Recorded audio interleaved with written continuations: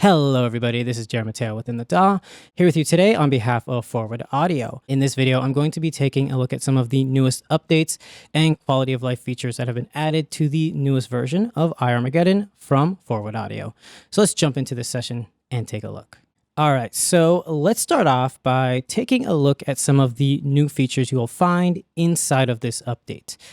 The first thing you may notice is that the compare section has definitely had quite a bit of a facelift. We now have these colors that seem interesting, right? What are these colors for? And there's these stars. What are they for?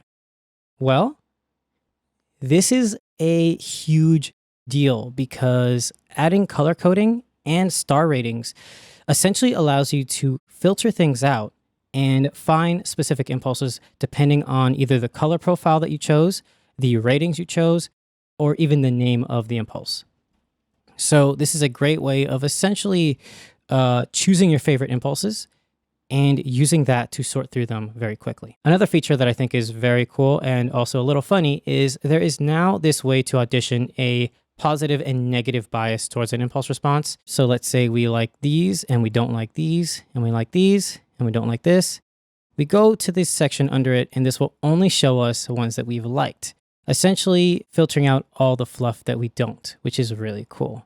Now we can reset this by simply resetting the assessment list, and that will actually lead me to this little cogwheel. This allows you to repeat everything to color filter applies globally, which basically will allow you to have the color filters applied to the slots A through D. Star filters apply globally, and it will allow you to import and export your ratings, as well as rescanning for lost files. I'm going to set the color filters to pretty much go globally because that's a big deal. And let's actually look at the color filtering system. So if we go back to my menus and I flatten this out, you'll see that we have colors and star ratings set up, but you're also noticing this picture, right? You're now able to import a custom image onto either every single impulse or the folder in general. And the way that this works is if you click right here, it'll bring up your folder, and you'll see that we have an image right here, index JPEG. If you want to have one image for your entire library, you simply name it index.jpg, and that image will essentially be shown inside of faIRmageddon as the initial image. On the other hand, let's say you want to have every single impulse showing its own custom image. You have to have an image, obviously, for each impulse, and they have to be named exactly like the impulse. This will allow you to have customized impulses and customized images inside of one plugin. So let's actually go through that by unflattening this, by clicking the F once again, going back, and let's go to Mesa Cali. And you'll see that they actually change their appearance as you go through them. Another really cool and powerful quality of life feature is this new focus mode, which will essentially allow you to use your arrow keys on your keyboard to go up, down, left, and right between the menus. And all you have to do is make sure to click on the little keyboard. And now you don't need to use your mouse to go through menus whatsoever. Really cool. Next is one of the coolest things, and that is being able to audition your libraries by simply selecting the time value from 5 seconds to 10, 15, 30 seconds, and then finally 1 minute. Now this is great because you simply hit the play button and you'll see this little marker. After 5 seconds, it will simply cycle through the next one, and it will even have the name right here. So you'll be able to know where you're at all times. Of course, we did mention that there are color profiles that you can add. You can simply click on them to add or remove them. And the stars are pretty simple. You simply just select where you are. If you don't like it, you can remove it by hitting the trash can. But a really cool thing is this allows you to have filtration of your star profiles. So you could have your star profiles being filtered as in, I don't want anything with a star. I don't want anything that's a 1, 4, 5, 3. Or you can double click and have only 2s, only 4s, only 3s. Hitting the X right here will clear out all filters. And this applies for even the color profiles such as these right here. Now, there is another feature that I think is very powerful and needs to be addressed, but we're going to be doing it later. But I will just briefly discuss this. You are able to now extend the max length of your impulse response up to 1000 milliseconds, basically making it perfect for acoustic impulses. So really cool and really powerful, but we're going to do that later on in this video. So let's get started and check out some of these new quality of life features and seeing how they actually work, right? So we'll plug in my guitar really quickly. I'm going to be using my Line 6 Shuriken Variax just because I'm able to change between tunings and pickup models. All right, so let's take a listen to what we have.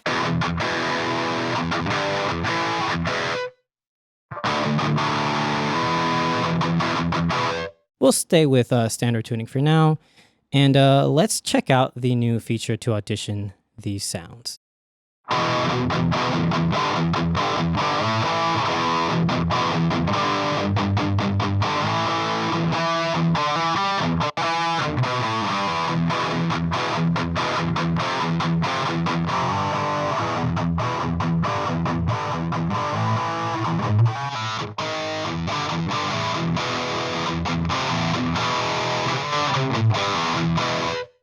Cool. So you can really see and hear how it just kind of cycles through everything. And I'm actually going to change my ratings because I kind of like some of these with the models that I've chosen. Let's move some of these to the slots A through D. Now, obviously, you can just hit right here and it will move them. But one thing that not a lot of people know is by simply clicking on the module that you're on, anywhere that doesn't have buttons, and dragging will allow you to drag and drop. But as you see, it just dragged and dropped it. Now, another new feature that I think is very powerful is that when you do have your little center section that allows you to go between your impulse responses, you'll see that it's grayed out once you have your mix knob and your compare section set to 100%. Another thing that isn't really here right now because I own all of these impulse libraries is they are going to have a shop where you can actually check out demo versions of the impulses. And it essentially will have a demo mode right here, and it will let you click on it and you'll be able to actually buy the impulses if you like them. But let's create an impulse response. Right now I'm actually playing through my AxeFX 2. So we're going to be using faIRmageddon.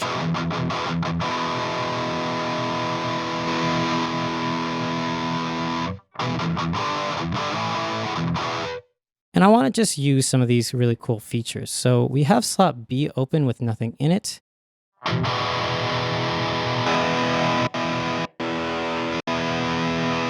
I really like these classic tones, so I'm just going to really quickly give that a rating and slap that in B. And go back to 0.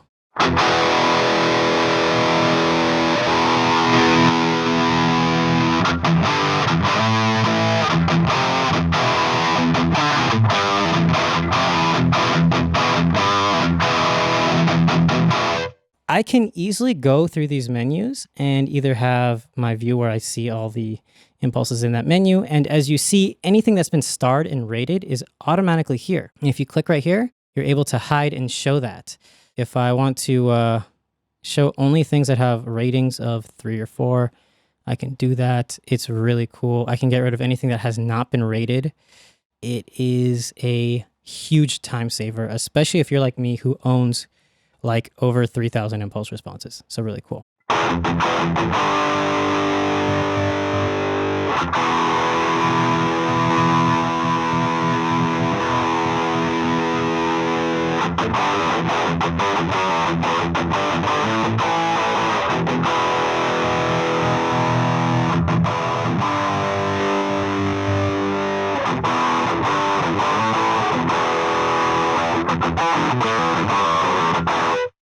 Cool. So that's a cool little tone that we can create.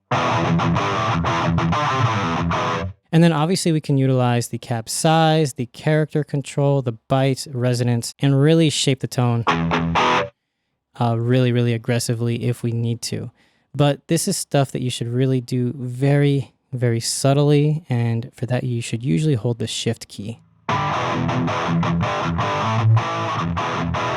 Save this and let's move on. All right, so now we're going to focus on some acoustic guitar impulses. So let's start from scratch in this case because we want to be able to just go, right? So we have a bunch right here, and we're going to just set this to have a filter for anything with blue or green.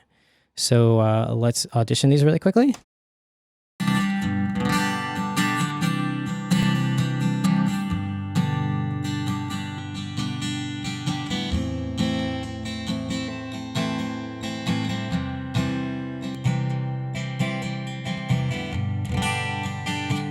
And it's that simple once you have your menu set up properly, which is really cool. So the next step is to turn these all on.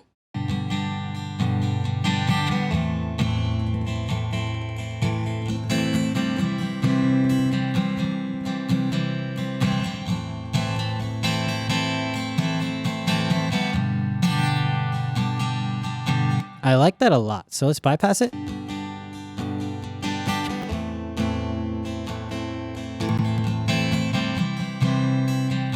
That sounds great. So the only thing I'll need to do from here on is to just do a little bit of EQ. It's just for a real acoustic guitar tone, we need to have some EQ shaping. So we'll get rid of some mud.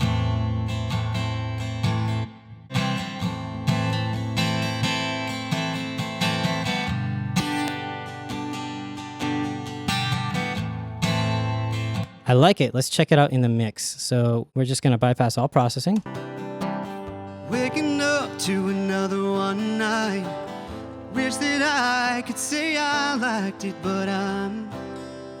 And then let's turn it on. Waking up to another one night. Wish that I could say I liked it, but I'm so indifferent. Bypass just faIRmageddon. It's been a while since I gave a damn. So that is a considerable difference, especially for a live recording where we didn't use any microphones that were really that good. This was fantastic. So I'm going to export this. But before I do this, I'll make it 1000 milliseconds, export this, and this is going to be version 2. I really like this one. So after that, I like to go back to the standard 200 or 350. I honestly don't think you need more than 200 for anything but acoustic guitars. So that is a huge difference. Let's save this and let's go to something else. So for the final section, I want to do some tone matching. And that is going to be the tone from Sad But True from Metallica's The Black Album. Let's listen to the guitar.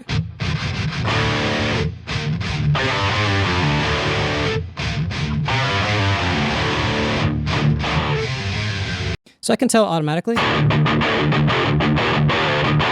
that's not the Black Album tone, right? That's definitely not the Black Album tone. Now there are multiple ways of doing this. One of the ways is to simply hit record for target, and you basically want to play the guitar track or the bass track of the tone you want through IRmageddon. Personally, I think this is the least effective way because then you have to deal with the fact that you're playing through the plugin. Even though it's not capturing the impulse responses, you are actually listening through the impulse responses. The most efficient way, in my opinion, is by simply finding the file, creating a 20-second reference track, and then bouncing it out as a WAV file. So the target audio is going to be Metallica Sad But True Red. Don't ask why I called it red. I called it red.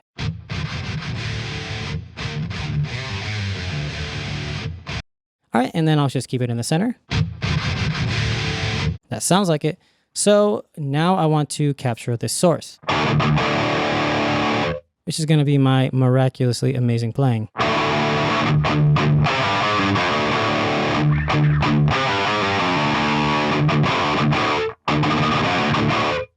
And we hit play.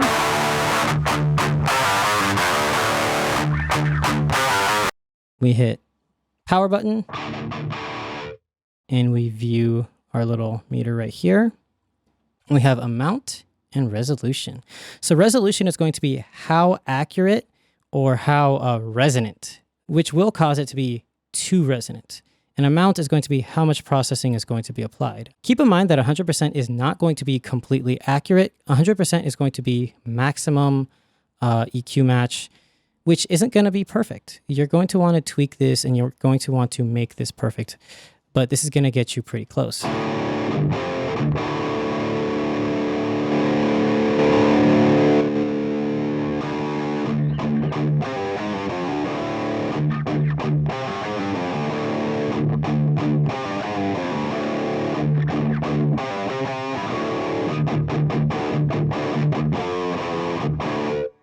So let's bypass the tone match.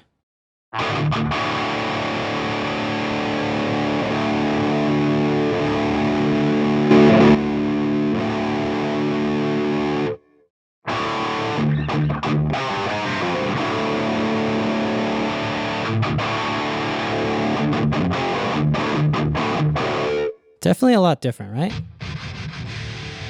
Now you can match this a little bit better if you wish by changing your impulse response and then hitting update.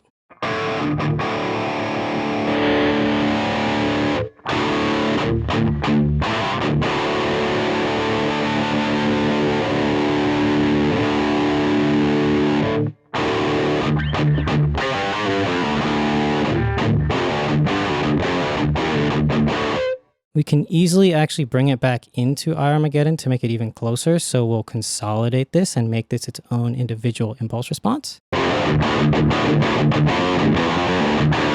And then we could actually just drag it into the other ones and copy it. So, and then in this case, we could do like a tilt shelf thing where we make one darker and the other one brighter.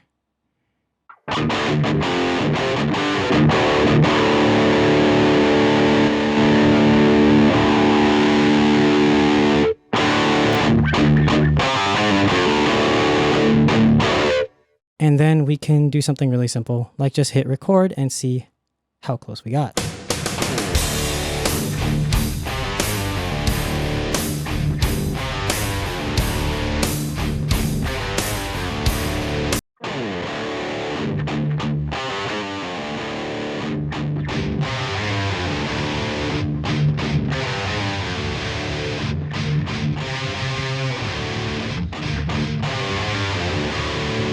That's pretty close considering that it took little to no effort, and then I'm able to copy and paste this almost unlimited times and constantly tweak it around. You can get quite close with very little effort.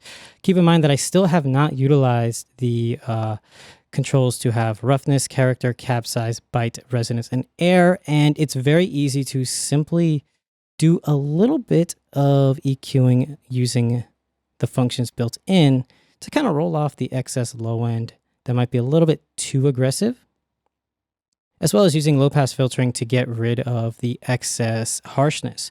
This is something that's done quite a bit and quite aggressively in records. As you can actually hear, it's essentially super scooped. It has a lot of filtering down, and it's just basically low end and high end, and then like this V-shaped mids. I believe this is recorded with a Mesa Boogie in combination of a Marshall. And I'm just using a Plexi, so not even supposed to sound anything like it. The fact that we got close is a pretty big deal. So that's it for this video. This is Jerry Mateo with In the DAW, here with you today on behalf of Forward Audio. Hopefully you enjoyed this video, and I will see you guys next time. Bye.